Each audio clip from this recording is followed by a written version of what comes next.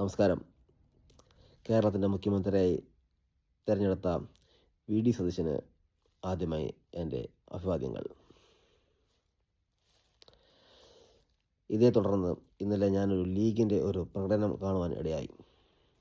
അതിനകത്ത് വെള്ളാപ്പള്ളിയെയും സുകുമാരൻ നായരെയൊക്കെ വിമർശിച്ചുകൊണ്ട് അതിനകത്തൊരു മുദ്രാവാക്യം വിളിക്കുന്നത് ഞാൻ കേട്ടു.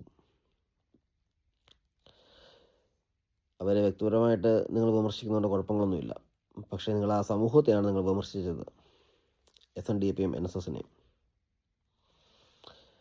ഇതിൻ്റെ പ്രത്യാഘാതം നിങ്ങൾക്ക് ഇത് വലുതായിരിക്കും.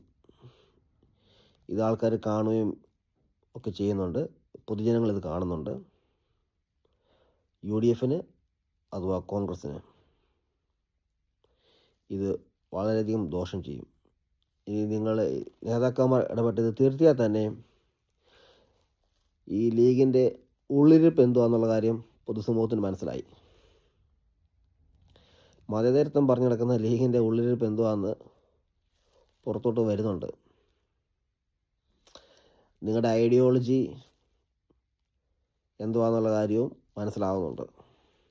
അത് മനസ്സിലാകാത്ത കുറച്ച് പേർക്കുള്ളൂ. പക്ഷേ അരിയാഹാരം കഴിക്കുന്നവർക്കൊക്കെ മനസ്സിലാവും എന്തുവാ സംഭവം എന്നുള്ളത്. നിങ്ങൾക്ക് ഇതിൻ്റെ ദോഷം ഇത് അനുഭവിക്കും. ഇപ്പം നിങ്ങൾക്ക് ഭരിക്കാനുള്ള മൃഗീയമായ ഭൂരിപക്ഷമുണ്ട്. അത് എന്നാളും കിട്ടുമെന്ന് നിങ്ങൾ പ്രതീക്ഷിക്കാൻ വേണ്ട.